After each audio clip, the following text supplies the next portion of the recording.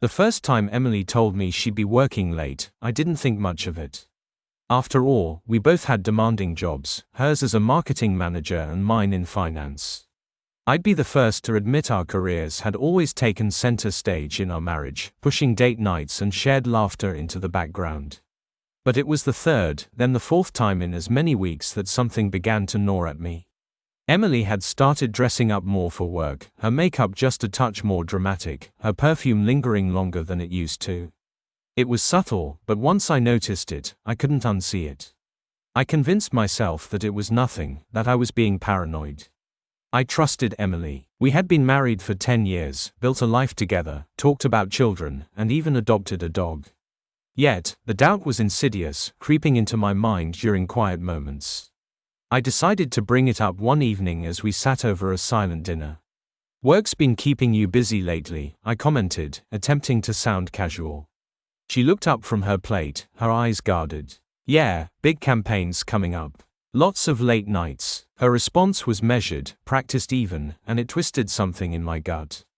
But I nodded, letting it drop, not wanting to seem accusatory.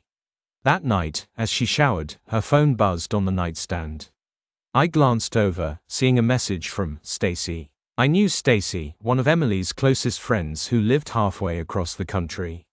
The message preview read, "Tonight was amazing. Can't wait to see you again." My heart thudded painfully against my ribcage. A pit opened in my stomach as the ugly reality took shape.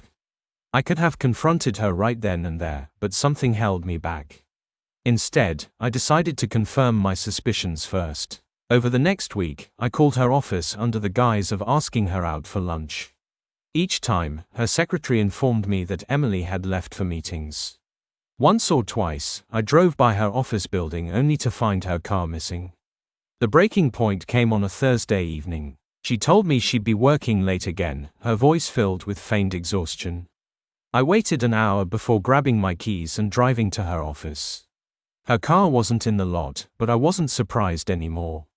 Determined, I logged into our shared phone account. Her call logs and messages, normally mundane, revealed a number she had been in frequent contact with, a number not associated with any of her known friends or colleagues.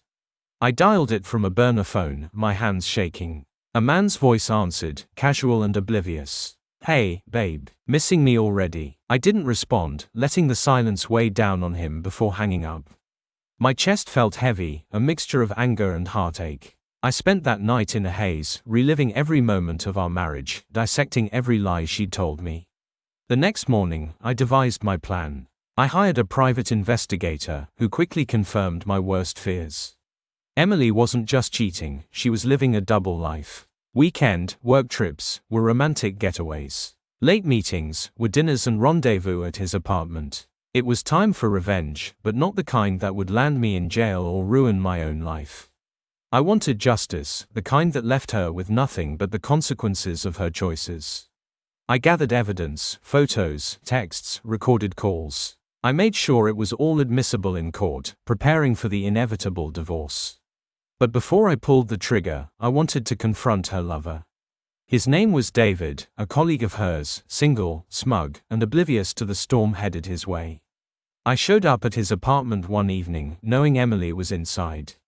The door opened, and there he stood, the shock of seeing me almost comical. "Can I help you?" he stammered, already paling. "Yeah, you can," I replied coldly, pushing my way inside.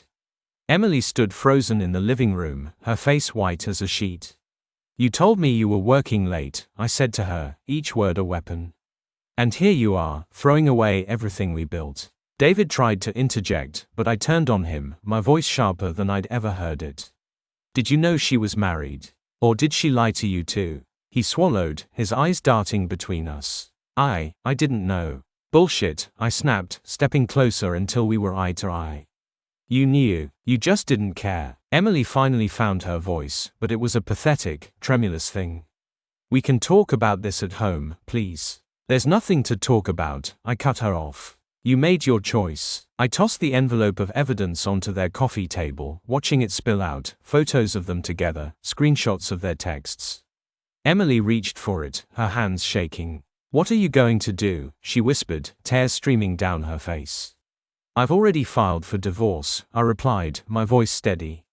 And you can keep your lover, but you'll lose everything else. I turned to David, whose face had turned a sickly shade of green. Good luck explaining this to our. Pretty sure they have a strict no fraternization policy. With that, I walked out, leaving them in stunned silence. The divorce was swift. I got the house, the car, and even full custody of our dog, one of the few innocents in this mess. David lost his job after HR was anonymously tipped off, and Emily was left scrambling to find a new apartment, her reputation in ruins. The first weekend after the divorce was finalized, I took a trip, somewhere warm, somewhere far away from the wreckage she left behind. I ordered a drink at the beach bar, the sun warm on my face, and realized I felt lighter than I had in years. It was then I knew, I was free, unburdened by deceit. Emily had shattered our life together, but in doing so, she'd given me the freedom to rebuild mine, stronger and wiser than before. And as for Emily and David, last I heard, their affair fizzled under the pressure of the real world. She moved back to her parents, and he relocated out of state, both haunted by the destruction they'd wrought. Their world had crashed down around them, and I had emerged from the rubble, unscathed and resolute. Sometimes, the best revenge isn't about causing pain, it's about moving forward, thriving despite the betrayal. And that's exactly what I did.